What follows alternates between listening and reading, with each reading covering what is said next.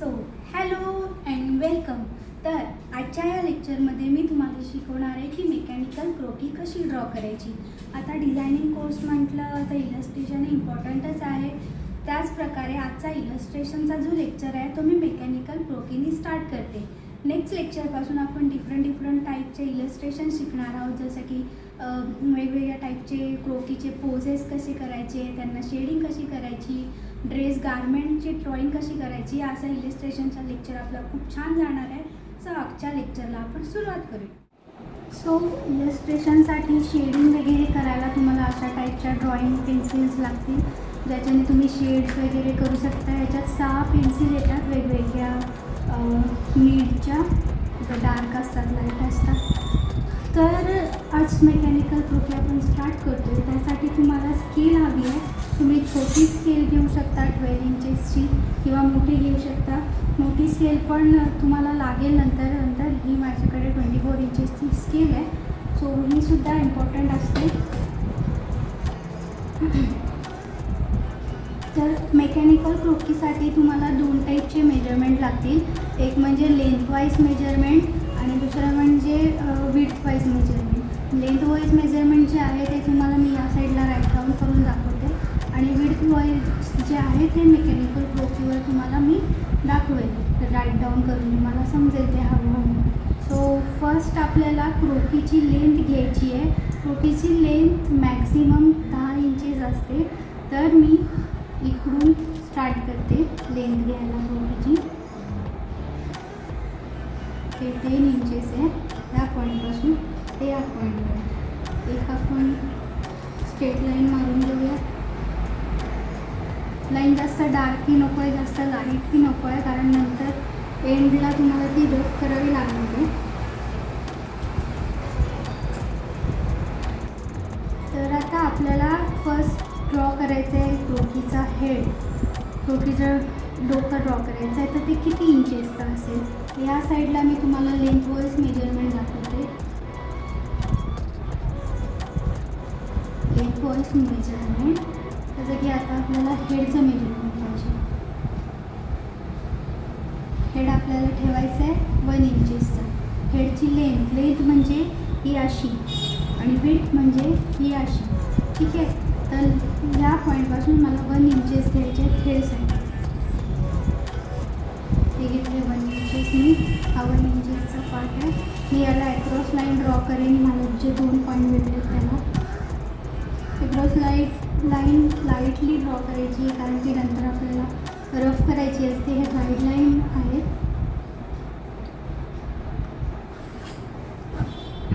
So मला हे 1 इंचेसचा हा एक बॉक्स भेटलेला आहे.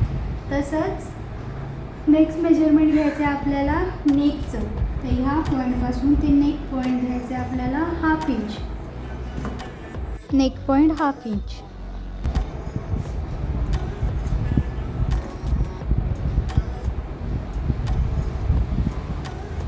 हा एक पॉईंट भेटला 1/2 इंचेसवर मला.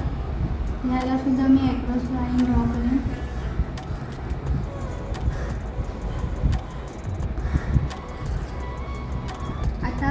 नेक्स्ट मेजरमेंट घ्यायचं आहे shoulder to waist. Shoulder to waist. Shoulder to waist घ्यायची आपल्याला 1.5 इंचेस, म्हणजे 1.5 इंचाची शोल्डर टू वेस्ट लेंथ घ्यायची आहे. या पॉईंटपासून, नेक पॉईंटपासून ते 1.5 इंच. सो इथे मी 1.5 इंचावरती मार्किंग करते, आणि त्या मार्किंगवर मी ॲक्रॉस लाईन मारते. लाईन स्ट्रेट यायला हवी, सो स्केल नीट ॲडजस्ट करा. नेक्स्ट मेजरमेंट आहे hip waist to hip length. आता हे वेस्ट पॉईंट भेटला. वेस्ट टू हिप घ्यायची आहे तुम्हाला 1 इंच. सो ही वेस्ट टू हिप मी 1 इंच घेते. आणि नेक्स्ट आपल्याला घ्यायचं आहे hip to crotch. Hip to crotch येईल 1/4 इंचेस. 1/4 इंचेस म्हणजे आपला आता हा 1 इंच आहे. हा 1 इंच जो आहे, आता हा 1 इंचमध्ये खूप साऱ्या लाईन आहेत, सो तुम्हाला ह्या इथपर्यंत कळणार नाही. मी इथून घेते. हा 7 to 8 जो आहे हा 1 इंच झाला आपला. या 1 इंचमध्ये हा मिडल जी लाईन आहे ती झाली हाफ, आणि त्या हाफचा पण हाफ म्हणजे हाफमध्ये सुद्धा एक लाईन असते जी हाय असते 0.25 ज्याला म्हणतो आपण. सो ते आपल्याला घ्यायचं आहे 1/4. एक टू क्रॉस 1/4 लेंथ घ्यायची आहे. हाफच्या सुद्धा हाफ ह्या दोन मला लाईन भेटल्या.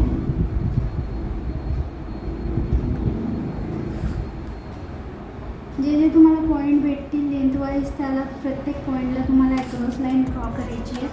लाईटली करा, नंतर रफ केली तरी चालेल, नाही तर गाईडलाईन म्हणून तुम्हाला हवी असेल तर ती ठेवली तरी चालेल.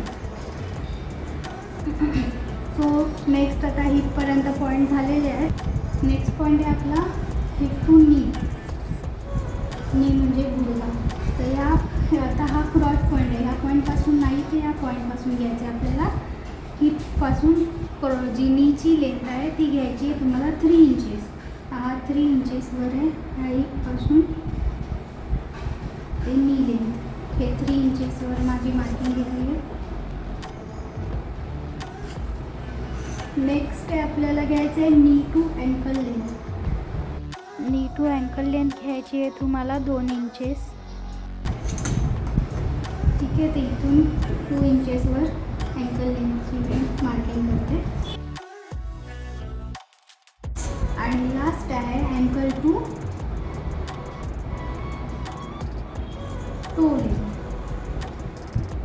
अँकल टू टो म्हणजे आपला जो पाय असतो तो. या अँकलपासून टो लेंथ आहे 1 इंच. जी 10 इंचेसमधनं झालेली आहे लास्टला ही 1 इंच. सो अशा प्रकारे या 10 इंचेसच्या लाईनला आपण डिवाईड करून क्रोकीची मेजरमेंट आपण ठेवलेली आहे. आता तुम्हाला विड्थवाईज मेजरमेंट सांगते. विड्थवाईज दाखवते. आधी मी 1 साईड दाखवते, नंतर दुसरी साईड कंप्लीट करून तुम्हाला दाखवते. तर क्रोकीचा जो हेड आहे तो तुम्हाला घ्यायचा आहे 1.5 सेंटीमीटर. 1.5 सेंटीमीटर 1 साईडचं असेल. आणि जर इंचेसमध्ये घ्यायचं झालं तर 1/6 इंच घ्यायचं. हा क्रोकीचा जो हेड आहे तो 1/6 इंच घ्यायचा आहे, म्हणजेच 1 साईडला झाला 1.5 सेंटीमीटर. तर असंच ह्या लाईनला सुद्धा मी 1.5 सेंटीमीटर मार्क करते. आता ह्या ज्या लाईन तुम्ही ड्रॉ कराल त्या थोड्यासा डार्क ड्रॉ करा. तर हे झालं हेडचं मेजरमेंट. नेक्स्ट आहे नेक. नेकची विड्थ आपल्याला घ्यायची आहे 1/4 इंच.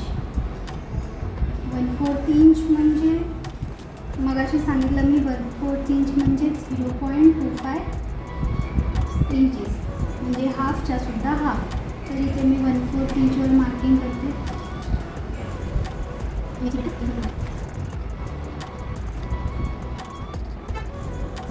सो तुम्हाला 1 साईड दिसत असेल हे हेड आणि नेकचं मेजरमेंट किती झालेलं आहे आपलं. नेक्स्ट आहे शोल्डर मेजरमेंट. शोल्डर मेजरमेंट तुम्हाला घ्यायचं आहे 3/4. 1 साईडचं घ्यायचं आहे 3/4. 3/4 म्हणजे 0.75. पॉईंट रेटिंग आहे माझा 3/4 इंचेसवर. 3/4. 3/4चं तुम्ही कॅल्क्युलेशन जर केलं तर तुम्हाला आन्सर तेच येईल 0.75 इंचेस. ठीक आहे. आता आपल्याला वेस्टची विड्थ घ्यायची आहे. वेस्टची विड्थ असेल 1/2 इंच. सो इथून मी 1/2 इंचवर मार्किंग करते. हा जो पॉईंट भेटला आहे shoulder to waist point straight लाईनमध्ये जॉईन करा.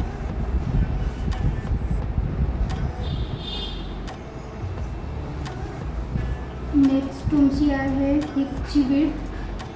अगेन हिपची विड्थसुद्धा असणार आहे तुमची 3/4 इंचेस. 3/4.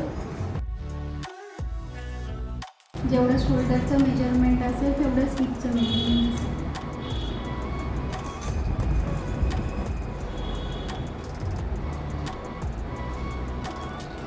हा एवढा पार्ट आपला मेकॅनिकल क्रोकीचा डन झालेला आहे.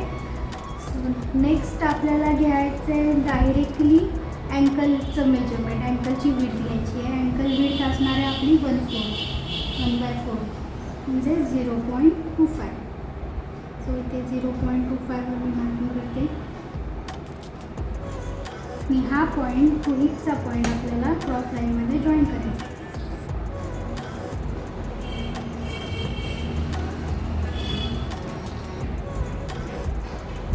आता टोचं मेजरमेंट आपल्याला 1/2 इंच घ्यायचं आहे खाली. आता राहायला आपल्याला हँड ड्रॉ करायचं आहे. हँडची जी तुमची लेंथ आहे, हँडची लेंथ असणार आहे 3.5 3.5 इंचेस 3.5 असणार आहे. आणि कुठून हँड चालू करायचा आहे म्हणजे ह्या बॉडीपासून किती डिस्टन्सवर तो ड्रॉ करायचा आहे, त्यासाठी तुम्हाला हेडपासून 5 इंचेसवर एक पॉईंट ड्रॉ करावा लागेल. सो हेडपासून मी 5 इंचेसवर इकडे एक पॉईंट ड्रॉ करते. आता हा 5 इंचेसवरच का घेतला, कारण हे हाताचं मेजरमेंट आहे जे हे 5 इंचेस थायपर्यंत येतो. सो आपला हात जो आहे तो तुम्ही स्ट्रेट ठेवून बघितला हात, तर हा थायपर्यंत आपला हात येतो. तर इथे मी 5 इंचेसवर हेड टू 5 इंचेस मेजरमेंट केलेलं आहे. आता ह्याच्यापासून एक ॲक्रॉस लाईन मारायची.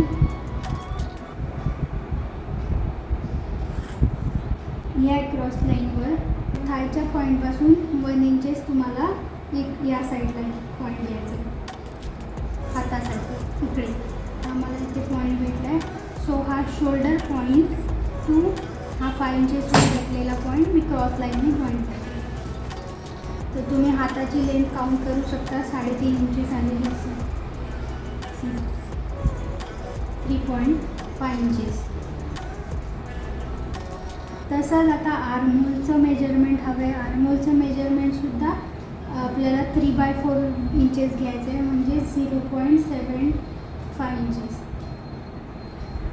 तर इथून घ्यायचं आहे आपल्याला शोल्डरपासून आर्महोलचं मेजरमेंट.